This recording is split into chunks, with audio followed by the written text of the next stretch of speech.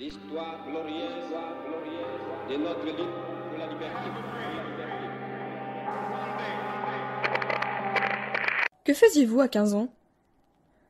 Cette question peut paraître idiote pour vous parler de révolte, mais sérieusement, que faisiez-vous à 15 ans ?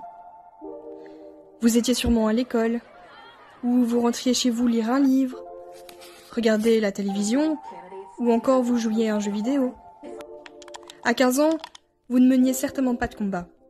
Vous étiez en dehors du système de pression, des problèmes écologiques ou de la politique.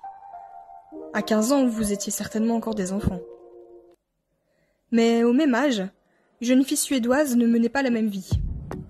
Connue pour sa résistance devant le Parlement suédois, elle a affirmé son mécontentement face à la non-action des politiciens au sujet de l'environnement.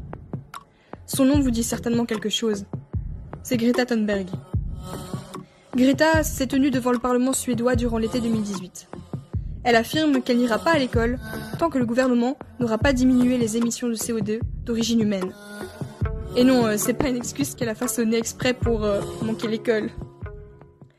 Tous les vendredis, elle continue de militer sur les réseaux sociaux en utilisant des hashtags tels que Climate Strike ou encore Friday for Future. Le vendredi est devenu un jour symbolique de la lutte pour le climat, à tel point que des grèves internationales ont lieu ce jour-là dans plusieurs écoles de toute l'Europe, dans lesquelles les étudiants manifestent dans des grandes villes de leur pays. Greta est devenue une figure du militantisme écologiste du XXIe siècle. Elle participe à des manifestations, à des marches pour le climat. Elle est aussi appelée pour les COP.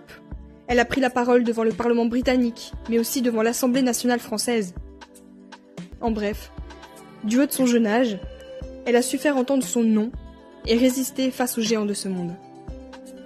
Alors, la prochaine fois que vous croyez être trop jeune, rappelez-vous que ce sont vos actions, vos paroles et même parfois vos silences qui ont un réel impact.